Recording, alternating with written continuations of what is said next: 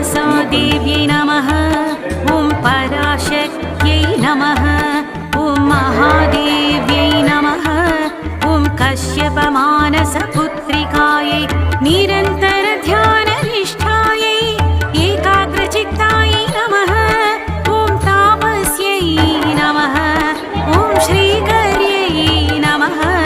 ॐ श्रीकृष्णध्याननिरतायै श्रीकृष्णसेवितायै एकचित्तायै जगदीश्वर्यै एकचित्तायै जगदीश्वर्यै नागलोकदक्षिण्यै क्षीरप्रियायै पञ्चभूतेशे मानसा देव्यै क्षीरप्रियायै पञ्चभूतेशे मानसा देव्यै